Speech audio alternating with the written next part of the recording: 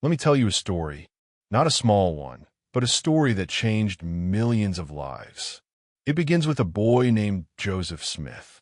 For a long time, I believed this story deeply. I shared it with others and built my understanding of the world around it. It gave me hope, meaning, and a strong feeling of belonging. This is the story of how one young boy helped create a global religious movement, how people followed him with full faith, and why his ideas still matter today. To understand Joseph Smith, we must first understand the world he was born into. Joseph was born in 1805 in upstate New York, at a time when America itself was very young. The country had just broken free from British rule. Everything felt new, exciting, and uncertain at the same time. Life was changing quickly, and many people felt confused about what to believe. Old traditions were falling apart, and new ideas were spreading everywhere. Many Americans had lost trust in traditional churches. In fact, only about 1 out of 10 people attended church regularly. Religion did not disappear, though. Instead, it returned in a powerful and emotional way. Preachers began traveling from town to town, speaking passionately to crowds. They talked about God, salvation, and the end of the world. People were told that God was speaking again and that Jesus might return very soon. Upstate New York became crowded with new religious ideas and movements. There were so many that the area later became known as the burned-over district. Religion during this time was loud, emotional, and deeply personal. People no longer wanted strict rules. They wanted meaning, answers, and hope. This intense religious environment shaped Joseph Smith's early life. Another powerful belief was spreading during this time, the idea that the world was coming to an end. Many people believed Jesus would return soon in an event called the Millennium. Faithful believers expected peace and glory, while others feared destruction and fire. Some churches even claimed they were chosen by God to prepare the world for this moment. These beliefs made religion both exciting and frightening. Joseph Smith's family lived a difficult life. They were poor and moved often. His mother was deeply religious and believed strongly in visions and spiritual signs. His father, however, did not care much about religion. Like many families of that time, they were spiritually uncertain but searching for answers. Joseph did not receive much education. He could read and write a little, but that was all. However, he grew up in a place filled not only with religion, but also with mystery and magic. Upstate New York was famous for treasure hunting. Many people believed pirates had buried gold, ancient civilizations had left secrets, and Native American lands held hidden riches. People used magical tools to search for treasure. They believed in special stones, crystals, dreams, and visions. This kind of folk magic was common and accepted at the time. Joseph Smith became deeply involved in this culture. As a teenager, Joseph joined treasure hunts and used what were called seer stones. People believed these stones could help find hidden objects or reveal special knowledge. There's no proof that Joseph ever found treasure, but many people believed he had special abilities. He was confident, convincing, and charismatic. These skills would later become very important, because the same world that believed in magic, visions, and signs would soon believe something much bigger. When we look at the full picture, everything comes together. America was a young country filled with fear and hope. Religion was chaotic and emotional. Belief in magic and visions was common. People feared the world was ending soon.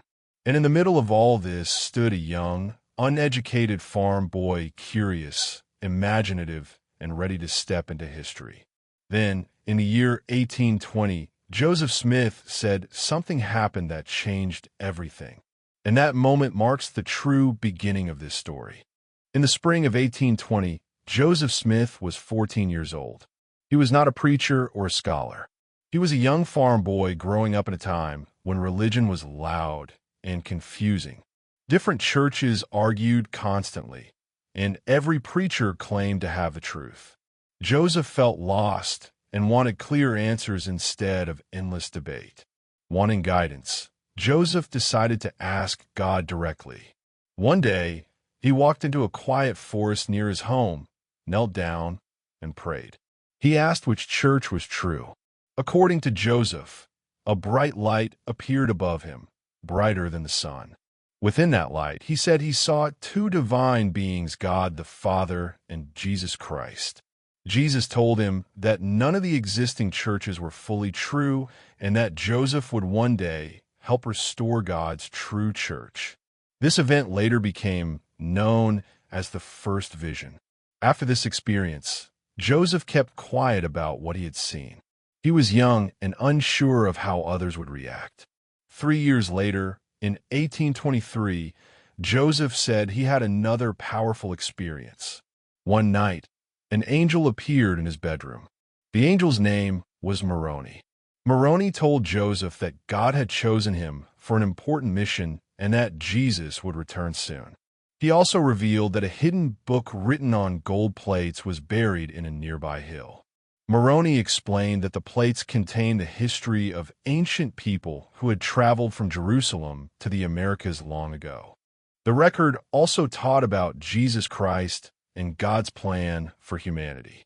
Moroni told Joseph that one day he would translate this book into English using special tools provided by God. However, Joseph was told he needed to wait because he was still too young.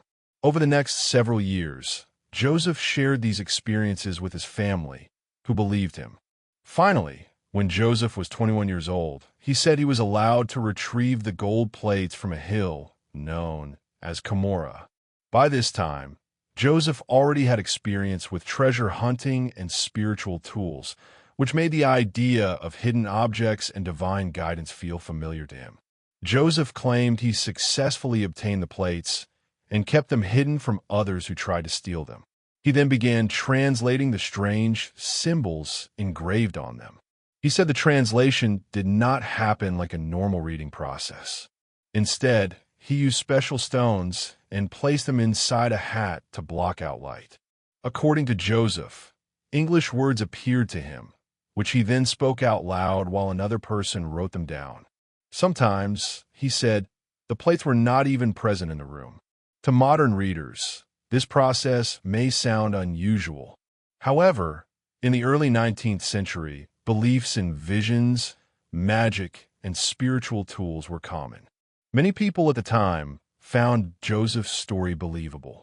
After about 3 months of intense work, Joseph completed the translation. The book became known as the Book of Mormon. Joseph said that after the translation was finished, the angel Moroni took the gold plates back. The Book of Mormon quickly became the foundation of Joseph's teachings. Supporters believed it proved he was a prophet chosen by God. Critics believed he had invented the story.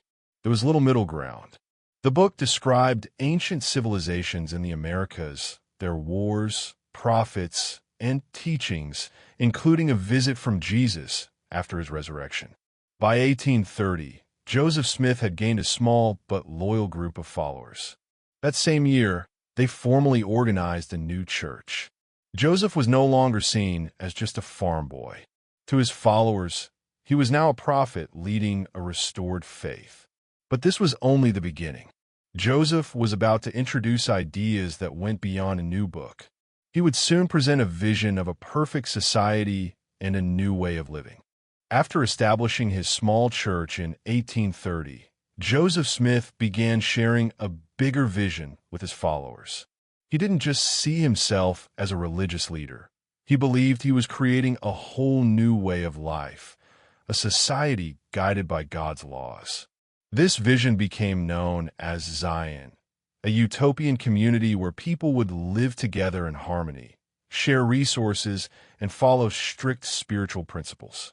Joseph's goal was to prepare the world for the second coming of Jesus Christ. Joseph's ideas were unlike anything people had seen before. He taught that God had a physical body and even a spouse. Human souls, he explained, were eternal beings sent to earth to grow, learn, and eventually return to live with God as spiritual families. To reach the highest level of heaven, people needed to follow God's rules, participate in sacred ceremonies, and be sealed to their families for eternity. These teachings created a unique belief system that was very different from mainstream Christianity. Despite his growing influence, Joseph and his followers faced strong opposition. Communities around Ohio and Missouri felt threatened by this new religious group. They worried about the Mormons' rapid growth, shared wealth, and distinct beliefs. Tensions escalated into violence. Joseph and his followers were attacked, driven from their homes, and even faced legal persecution. In Missouri, the governor issued an order labeling them enemies, declaring they must be driven out for public peace. These events forced the Mormons to constantly relocate, never fully safe in one place. Eventually, Joseph and his followers settled in Illinois in a city called Nauvoo. Here, they had more protection and freedom. Joseph's vision of Zion began to take shape in a real town. He created organized government systems, courts, and even a militia to defend the community. His leadership was absolute, and his followers trusted him to guide both their spiritual and everyday lives.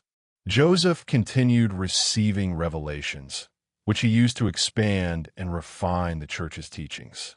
One controversial aspect of Joseph's leadership was the practice of polygamy. He claimed that angels commanded him to take multiple wives. Over a few years, he married several women, some of whom were already married to others as part of sacred ceremonies called sealings. This practice was kept secret at first and only known to selected church leaders. It later caused widespread criticism and controversy both inside and outside the church. By the early 1840s, the church was thriving, and Joseph even ran for president of the United States.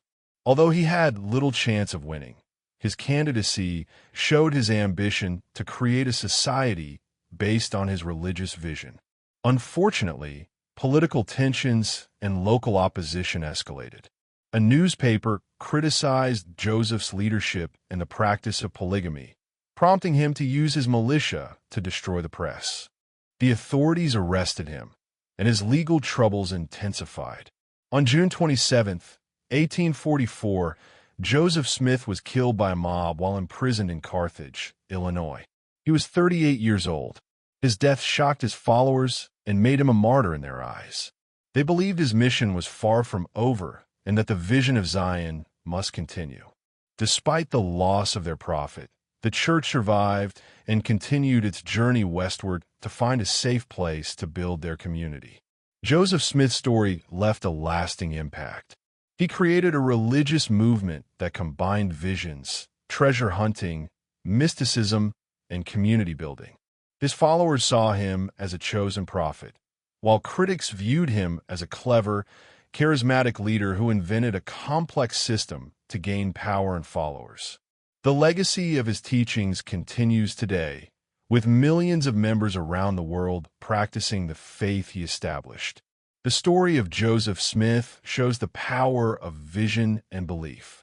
Even facing extreme opposition, he inspired others to commit to a higher cause, imagine a better society, and dedicate their lives to building a community around shared spiritual principles. His story is both inspiring and controversial, demonstrating how one individual's ideas can change the lives of thousands and leave a mark on history.